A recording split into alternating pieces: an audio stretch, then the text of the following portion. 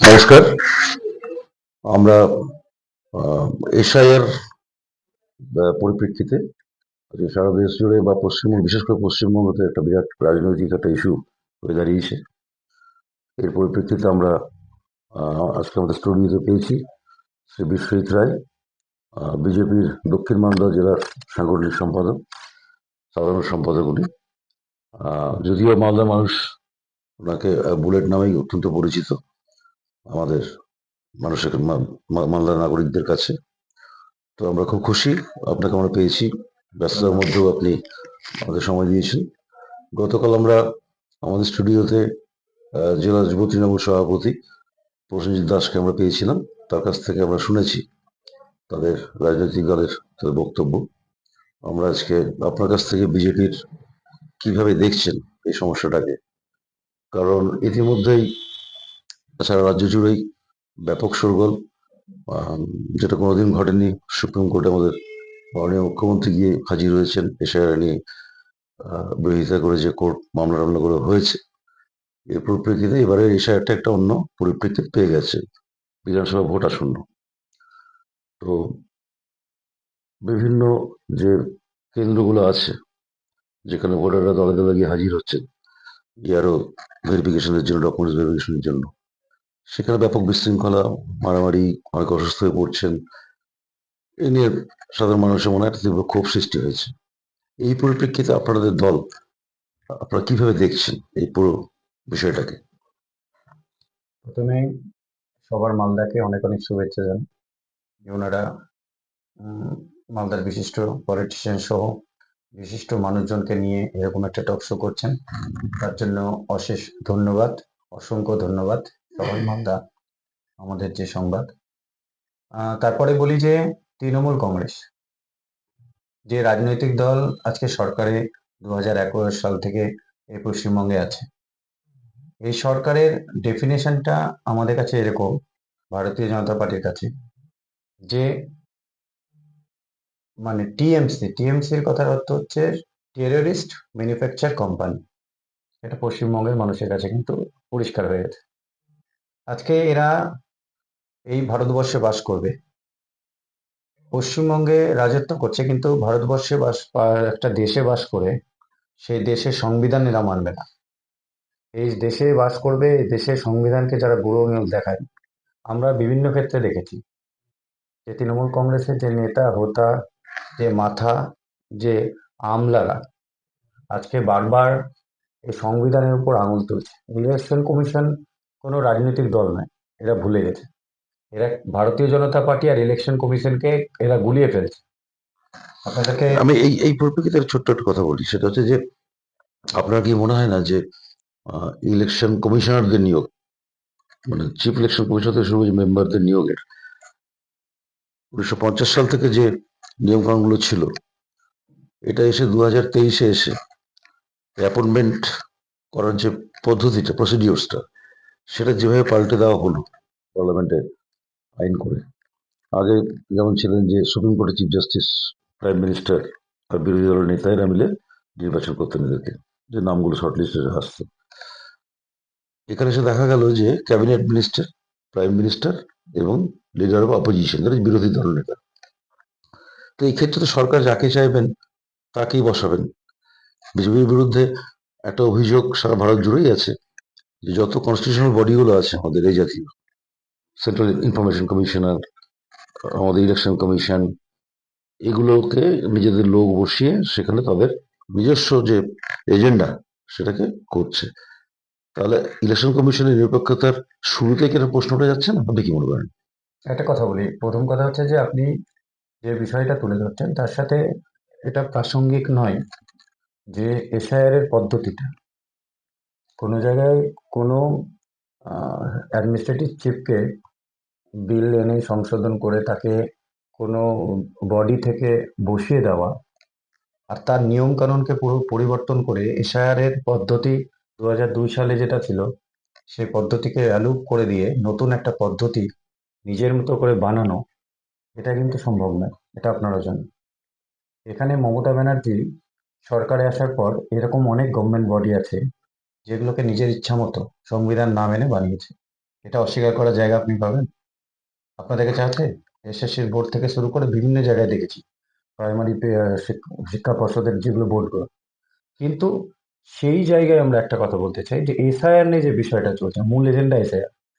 SIR আজকে বিভিন্ন জায়গায় দেখা যাচ্ছে যাদের হেয়ারিং ডাকা হচ্ছে। আজকে একটা খবর হয়েছে যেখানে দেখা যাচ্ছে যে এসআইআর যাদেরকে হেয়ারিং এর জন্য ডাকা হচ্ছে তারা বেশিরভাগ প্রেজেন্ট হচ্ছে না। কেন? এই প্রশ্নটার কারণটাই হচ্ছে যে মালদা আমি আমি একটু দশেক আমি একটু হয়েছিল। বলি। কারণটা হচ্ছে যে এসআইআর, আপনি যেটা বলছেন এসআইআর এই শুধু পশ্চিমবঙ্গে হয়নি, পাশাপাশি 13টা রাজ্যে হয়েছে। আপনারা দেখেছি যে বিহারে এসআইআর হয়েছে, এখনো 5টা রাজ্যে একদম চলছে। 5টা রাজ্যে চলছে, এবং 12টা রাজ্যে এসআইআর লাগু হয়েছে। তো সেইখানে গিয়ে আপনারা দেখতে পাবেন যে এই প্রবণতা কোনো জায়গায় কোনো মুখ্যমন্ত্রী দাঁড়িয়ে বলেনি আমি এসআইআর হতে দেব না, আমার জীবনের শেষ রক্তবিন্দু পর্যন্ত আমরা এসআইআর হতে দেব না। কিন্তু কি দেখা গেছে, এটা আপনাদের এসআইআর কি এর মনে হয় কেন প্রথমে উনি এত বিরোধিতা প্রথমে করছেন কেন? ফর্মটা মমতা ব্যানার্জি নিয়েছে, এটা সংবাদ মাধ্যমের দ্বারা বারবার খবর হয়েছে। এসআইআর এর ফর্ম গ্রহণ গ্রহণ করেছে খোদ মুখ্যমন্ত্রী, এবং তিনি বাইরে ভেতরে একটা বাইরে একটা, বাইরে গিয়ে বলছেন যে আমি এসআইআর হতে দেবো না। কেন মানুষকে ভুল বোঝাচ্ছেন কেন? অভিষেক ব্যানার্জি বারবার বলেছে যে এসআইআর লাগু হতে দেব না, কোনো মতে এসআইআর হবে না। তারপরে এই যে হুমকি দিচ্ছে বিএলওদেরকে এখানেই থাকতে হবে, সেই নির্বাচন কমিশন চলে যাওয়ার পর যতগুলো আধিকারিক আছে তারা পশ্চিমবঙ্গের আন্ডারে আছে, আমাদের রাজ্য সরকারের অধীনে তারা কাজ করবে। কাকে বলছে? কিসের জন্য? আজকে দেখুন, অনেক সময় সংবাদ মাধ্যমের বিভিন্ন খবরে আমরা দেখেছি যে নাকি কবরের মাটি নিয়েছে। শুনুন, পশ্চিমবঙ্গে রাজনৈতিক কবর তৃণমূল কংগ্রেসের, ভারতীয় জনতা পার্টি দেবে, সেটা 2026 সালে। আচ্ছা, এই একই একই তৃণমূল কংগ্রেসের কিছু লিডারকে ঢুকিয়ে দিয়ে, কিছু এজেন্ডা, কিছু মানুষকে তৈরি করে দিয়ে এসআইআর হয়রানির নামে সব তৃণমূল কংগ্রেসের সাকরেতা যত জায়গায় বিক্ষোভ হচ্ছে সব তৃণমূল করাচ্ছে। না, সেটা একটা খুব হয়েছে এটা নিয়ে। আহ, আমি একটা জিনিস জানতে চাইছি, সেটা হচ্ছে যে আপনার কি মনে হয় যে বিজেপি এশিয়ার শুরুর আগে দিয়েই বা শুরু হওয়ার ইমিডিয়েট পরে যেভাবে আমার বিশেষ করে বিরোধী দলনেতা যে এত কোটি রোহিঙ্গা এখানে আছে, অমুক আছে তমুক আছে বলে একটা যে পরিবেশটা তৈরি হলো, পাল্টাটা তৃণমূলও একইভাবে করে এই যে রাজনৈতিক টেম্পারেচার, পুরো পরিবেশটা একটা উত্তপ্ত হয়ে গেল। সেই পরিপ্রেক্ষিতে যখন এশিয়াটা চালু হচ্ছে, তখন কিন্তু এটা একটা অস্বাভাবিক প্রক্রিয়ার মধ্য দিয়ে শুরু হলো। তো এটা কি মনে করেন না যে তৃণমূল যদি দায়ী হয়, ধরে নিচ্ছি একাডেমিক্যালি তারা দায়ী উত্তাপটা তৈরি করার জন্য, বিজেপি কি সেটা সেই ট্র্যাপে পা দিয়েছে, না বিজেপির কোনো একটা স্ট্র্যাটেজিক পলিসি ছিল? এসআইআর হবে, 2002 এসআইআর হয়েছে, বাংলা মানুষ টেরও পায়নি, কিন্তু এবারে এসআইআরটা হচ্ছে মানে একটা যুদ্ধ যুদ্ধ ব্যাপার চলছে। এই যে পরিস্থিতিটাকে এরকম উত্তপ্ত জায়গায় নিয়ে যাওয়ার মূলে এটা কি দুটো দলে কি আপনার দায়িত্ব অস্বীকার করতে পারেন? দেখুন, সংবাদ মাধ্যমই বলেছে, খবরে দেখিয়েছে বারবার যে এসআইআর চালু হওয়ার লাগু হওয়ার আগেই যখন এসআইআর এর কথা শোনা গেছে, নিউ টাউন এরিয়া, শুধু নিউ টাউন না, কলকাতার বিস্তীর্ণ এলাকা জুড়ে, আমি নিজে নিউ টাউনে থাকি, সেখানে গিয়ে দেখেছি যে যারা কাজের মানুষ থেকে শুরু করে কেউ কাজে আসছে না। সেখানে দেখা গেছে একটা বস্তিতে পুরো সংবাদ মাধ্যম খবর করতে গেছে, সেখানে জিজ্ঞেস করছে যে তোমরা কোথা থেকে এসেছো, বলছে বাংলাদেশ। তোমাদের কাছে ভোটার কার্ড আছে, আধার কার্ড আছে, বলছে কিচ্ছু নেই। কিছু জন বলছে আধার কার্ড আছে, লক্ষ্মীর ভান্ডার পাচ্ছি। সার্বিকভাবে দেখা গেছে যে তার 7 দিনের মধ্যে সাল লাগু হওয়ার পর সেই বস্তি রাতারাতি খালি হয়ে গেছে। এবং আরো 15 দিন পর খবর আমরা পেয়েছি, সংবাদ মাধ্যম পশ্চিমবঙ্গ জানতে পেরেছে সেই বস্তিকে আগুন লাগিয়ে দেওয়া হয়েছে। এটা কি অস্বীকার করতে পারবেন? এই আগুন আমরা লাগাচ্ছি, ভারতীয় জনতা পার্টি লাগিয়েছে। কারা সেই রোহিঙ্গাদের নিয়ে এসেছে এটা সবাই জানে, শুধু আমাদের বিরোধী দলনেতা নয়, পশ্চিমবঙ্গের বাচ্চা বাচ্চা জানে যে পশ্চিমবঙ্গে মমতা ব্যানার্জি কার ভোটে জেতে। আজকে মমতা ব্যানার্জির যে সরকারের যে সঙ্গে যে ভারতীয় জনতা পার্টির লড়াই, সেই লড়াইয়ের আপনারা জানেন যে পার্সেন্টেজ, ভোট অফ পার্সেন্টেজ 6%। সেইখানে গিয়ে 44 লক্ষ ভোট আমরা কম পেয়ে, শুধু সরকারে 44 লাখ ভোট বেশি পেয়ে আজকে গত সরকারে আছে গত তৃণমূল বিধানসভাতে কংগ্রেস। সেইখানে গিয়ে আজকে প্রথম এসআইআর এর ধাপে 58 লক্ষ ভুয়ো ভোটার, মৃত ভোটার বাদ হয়েছে। পরিসংখ্যান আপনাদের জানতে হবে, 1,20,00,000, প্রায় 21 লক্ষ হেয়ারিং এ ডাকা হয়েছে। আজকে তার মধ্যে বিজেপি বিধায়ক, আজকে খবর হয়েছে বিজেপি বিধায়ককে ডাকা হয়েছে, বিভিন্ন এরিয়া এমপিরা গেছে, বিধায়করা গেছে।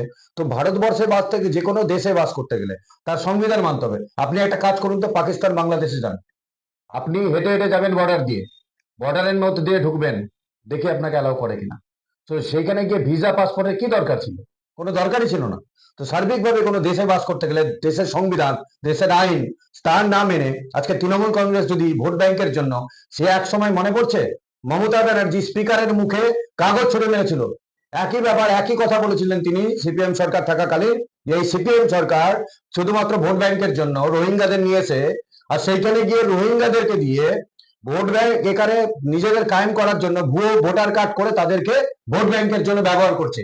এই মমতা ব্যানার্জি স্পিকারের মুখে ছুড়ে মেরেছিল কাগজ, বলেছিল যে এসআইআর দরকার আছে। আর সেই মমতা ব্যানার্জি জননেত্রী এখন নেই, এখন মুখ্যমন্ত্রী হয়ে গেছেন।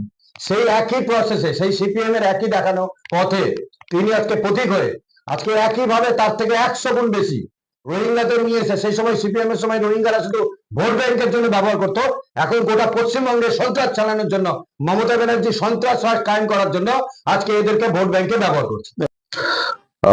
আপনার কি মনে হচ্ছে যে এই এসআইআর নিয়ে সাধারণ মানুষের যে ভোগান্তি, বা দাবি করছে অনেকে যে এসআইআর এর জন্য এত মানুষ মারা গেছে, 150-200 দিস দ্যাট, এটা কি বিজেপি ক্ষেত্রে ব্যাকফায়ার করলো? শুনুন, এশায়ারের যে বিষয়, সেই বিষয়বস্তুটা আমাদেরকে পরিষ্কার হতে হবে পশ্চিমবঙ্গের মানুষদের কাছে। আমরা ভারতীয় জনতা পার্টি পশ্চিমবঙ্গের জনসাধারণের কাছে আপিল করছি যে এশায়ারে কোনো ভারতীয়কে আজকে কোথাও তাদের নাম বাদ পড়বে না ভোটার লিস্ট থেকে, এবং কোথাও তাদেরকে যেতে হবে না। এখানে আমি বারবার, আমরা ভারতীয় জনতা পার্টিকে, তৃণমূল কংগ্রেস, আমি শুনেছি যে বারবার বলে বহিরাগত। শ্যামাপ্রসাদ মুখার্জির মাটি, শ্যামাপ্রসাদ মুখার্জি এই দলটার প্রতিষ্ঠা করে। কিছুদিন আগে আমি ইংলিশ বাজারের চেয়ারম্যানকে দেখলাম শ্যামাপ্রসাদ মুখার্জির জন্মদিনের দিন। উনি, আমরা গিয়ে জন্মদিন পালন করছিলাম, সেখানে গিয়ে দেখলাম উনিও মাল্যদান করলেন। তো এরা বলে একটা, দেখায় একটা। আমরা বারবার এই যে মমতা ব্যানার্জি সুপ্রিম কোর্টে গিয়ে বলছে মাইক্রো অবজারভার বাইরে থেকে নিয়োগ করা হয়েছে। হ্যাঁ, আমি এটা ব্যাংকে বলছেন। গিয়েছিলাম, আমি ব্যাংকে গিয়ে জিজ্ঞেস করলাম, একটা কর্মী নেই, ব্যাংক কর্মী নেই। সেখানে গিয়ে দেখা যাচ্ছে ব্যাংক কর্মীরা বলছে যে সব মাইক্রো অবজারভার হয়ে চলে গেছেন তারা।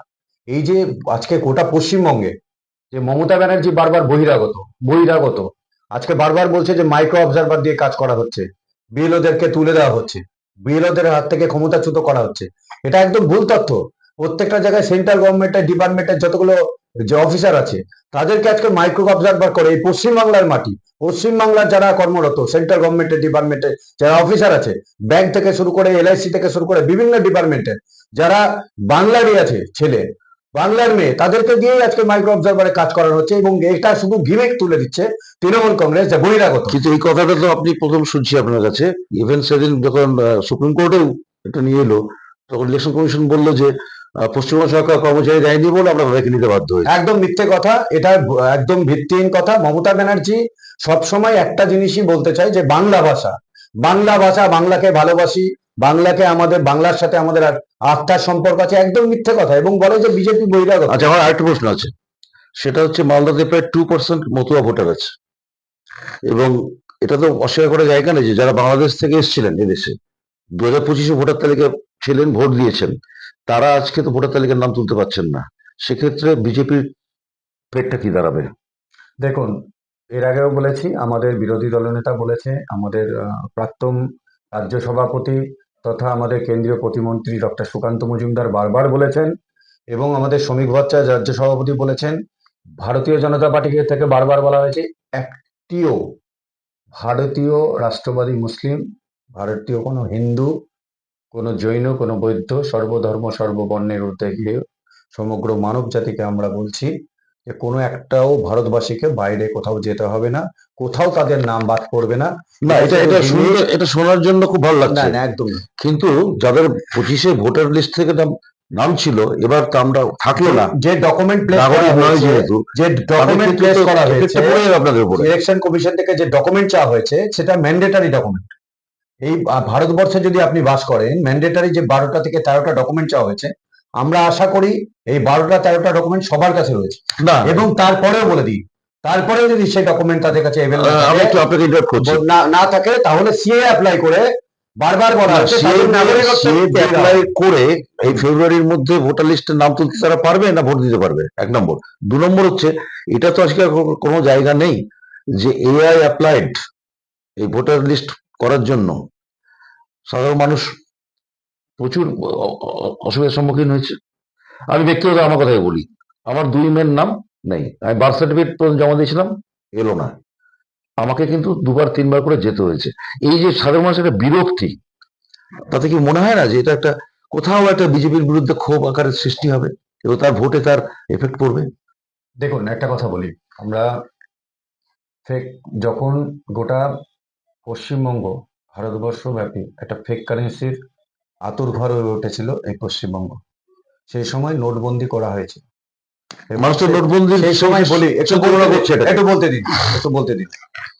সেখানে যে নোটবন্দির পরে এই একই গিমিক তৈরি করেছিল তৃণমূল কংগ্রেস, বলছিল রোদ্রে দাঁড়িয়ে নাকি মাথা করে পড়ে গেছে অনেক মানুষ অসুবিধায় পড়েছে। কিন্তু নোটবন্দির তারপরে কথা যদি আপনি বলেন তাহলে কিন্তু এটা তারপরে একটু বলতে দিন। তারপরে গোটা পশ্চিমবঙ্গ যে জানে ফেক কারেন্সির বিশাল একটা আন্ডারওয়ার্ল্ডের যে র্যাকেট চলছিল সেটা বন্ধ হয়ে গেছে। না, তখন তো কোথাও বলা যায় আপনারা black money। আজকে শুনতে পাচ্ছেন? না, না, না, না। কোথাও শুনতে পাচ্ছেন কোন জায়গায় আমি যে একটু- ফেক কারেন্সি কোথাও ধরা পড়ছে?